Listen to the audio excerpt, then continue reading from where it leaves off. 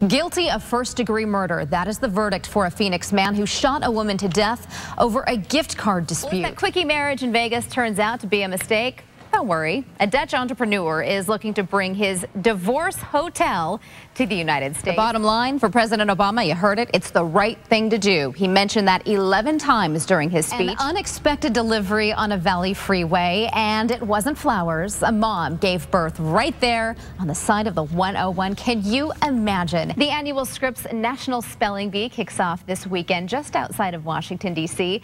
This year's competition includes the youngest speller ever on record. The consensus among most journalists there was that the timing was definitely rude, and that heckler we're talking about is Neil Monroe. He's a reporter for the Daily Caller. It's a conservative online publication. It is warming up outside, and when temperatures hit 80, the desert wakes up. Snakes are coming out from their long winter naps, and as ABC15's Connie Kalla explains, that can spell danger on the trails and in your backyard. If you are getting ready for a cookout this Memorial Day, Mother Nature giving you a break. ABC15's chief meteorologist Amber Sullins is in the Desert Doppler 15 HD Forecast Center, and it is not too bad out today. Rise and shine on this Tuesday morning. You are waking up to Rihanna and We Found Love. Making sense of your money at 6:21. Gas prices are holding steady if you're planning to fill up on your way to work this morning. And Katrina, I believe you're about to show us what could be the world's cutest letter. I love it. Every time you watch one of them dance, even these celebrities who don't have a ton of experience, they make it look so easy. People shot after an argument on the road leads to gunfire. ABC15's Navita Farghani is live near 7th Avenue in Southern where this all went down. Moving on to the wildfire watch, a homecoming story for the community of Crown King. The Gladiator fire forced people out of their homes earlier this month. It is now 50% contained, and conditions have been safe enough to allow residents to start heading home over the weekend. ABC15's Hatzel Vela made the drive to Crown King today to speak with some of those returning residents. Hatzel, how are they doing now that they're home? An emotional Memorial Day for many Arizonans as they remember the men and women who lost their lives fighting for our freedom. This morning, hundreds of people gathered to pay their respects at the National Memorial Cemetery of Arizona. ABC15's Kimberly Chang was there. She spoke with those who say the show of support was moving. We sure have great weather for all of your Memorial Day plans. And Amber, we can feel the warm up, though, after an amazing weekend. Investigators have their hands full with 3 different crime scenes after 2 people were shot. It's an update to breaking news we first told you about at 4. ABC15's Navita Farghani is live at one of those crime scenes. And Navita, what are neighbors saying happened? Both President Obama and Mitt Romney held events today to honor the men and women who died serving their country.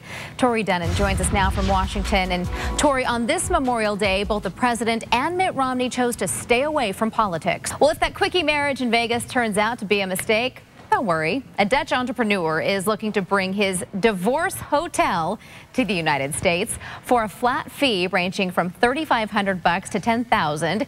You can check in as a couple and check out single. The hotel provides mediators and lawyers to help couples with all of the negotiations and paperwork for divorce. You do get separate bedrooms, however. The creator is talking with hotels in several cities, including New York and Los Angeles. And no surprise, he's also talking to 2 TV production companies about a reality show. Morning, it is 6:30 on this Friday, December 16th. I'm Rebecca Thomas alongside Kirk Yankee. We are going in depth, breaking down this report that essentially is outing the department for violating the Constitution and federal laws. Well, Kirk, the town of Guadalupe is one Hispanic community that has been at the center of a lot of tension over the sheriff's policies. Back in 2008, there were 2 MCSO crime sweeps generating a lot of outrage there. Reaction to this report is mixed, and one person certainly not against Arpaio is Pinal County Sheriff Paul Babu. We have new developments to share with you this morning in the Penn State scandal. A key witness in the sex abuse case will testify today against 2 former Penn State administrators charged with perjury. Valley man is behind bars tonight, accused of molesting his girlfriend's 6-year-old son. And Scottsdale police are worried there could be more victims of 32-year-old Ali Shitzaz. The 23-year-old has pleaded not guilty to 49 charges stemming from the January 8th shooting in Tucson that killed 6 people, including a federal judge and a 9-year-old girl. 13 others were hurt, including Representative Gabrielle Giffords. Today marks the 1-year anniversary of the death of Phoenix Police Sergeant Sean Drenth. The ABC15 investigators have reported extensively on this unsolved case, revealing new clues about why this case is so difficult. Manpower we have now, the smugglers have to become more creative, so digging tunnels is just one of their ways. And it's a tactic Border Patrol agent Mike Scioli says is steadily increasing. Take a look at the numbers from the Nogales area alone. 4 border tunnels found in 2006, 9 in 2007, 14 in 2008, and already 9 in just the past 4 months. Most of the tunnels, I'd say about 70% of the time, is for like narcotics, mainly marijuana. Smugglers burrow into dark drainage offshoots like this to gain access to the Grand and Morley tunnels, which lead them further north out of the sight of agents.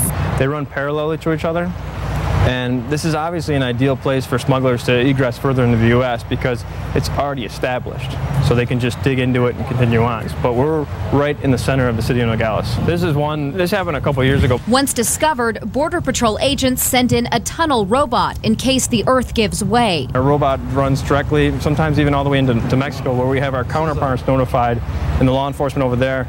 We kind of meet in the middle and decide where the tunnel came from. Did it come from an abandoned house? Is it going to an abandoned house? From there, tunnels found in the drainage system are sealed off with either bars or concrete slurry. But there are still other areas of concern in Nogales, and they run right along the border. The city of Nogales, near the border fence, almost is, kind of like Swiss cheese in a sense. In an effort to stop smugglers from digging tunnels under the fence along West International Street, there's been major remediation. We were getting a lot of tunnels through here, so what we did right here is 12 feet deep, 270 feet long of concrete. Basically, it's an underground barrier.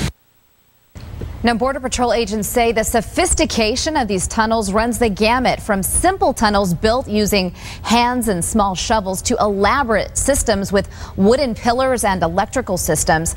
And it is a trend that will likely continue. When I first made Facebook, I just added everybody. You friend hundreds. Over 500. Like 450. Sometimes thousands of people, letting them know what you're doing. Pretty much everywhere. Even where you are. Like if it's on a Thursday, Friday night, sure. Out here on the streets, you probably wouldn't give out your personal information to complete strangers. So why is it when we go online, some of us share our thoughts, feelings, and not so flattering pictures with people we don't even know? A lot of times people just add anyone and everyone and they don't really think about it. And that's exactly what we found in our social experiment.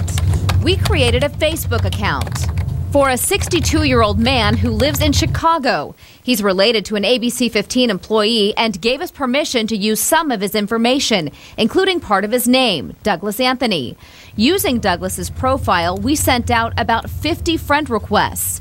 15 people who Douglas doesn't know and who don't know Douglas accepted. Right away, we were able to view all kinds of information about Douglas's new friends, from very personal photos to their innermost desires. They shared what they don't like, where they go to school, work, and where they hang out regularly, where they'll be next week and next month. If somebody was trying to find you, they would know you're at a restaurant or where you are, and I think that could create some safety issues as well. Steve Carbajal is with the Tempe Police Department. He says sharing your personal information, especially where you are, may leave you vulnerable. That's exactly how we found Kelsey, one of Douglas Anthony's new friends. We had been watching her on Facebook for days. Are you Kelsey? We found her when she checked in on Facebook at this Mesa hair salon. Kelsey told our producer she has 500 friends. You friended us. Yeah. Douglas Anthony. Honestly, didn't even look at the profile, just pressed OK. She says she doesn't always know the people who send her friend requests. I mean, I know I added him, but I don't like know him. More like she doesn't know him at all, because remember, he's related to an ABC15 employee. He's 62.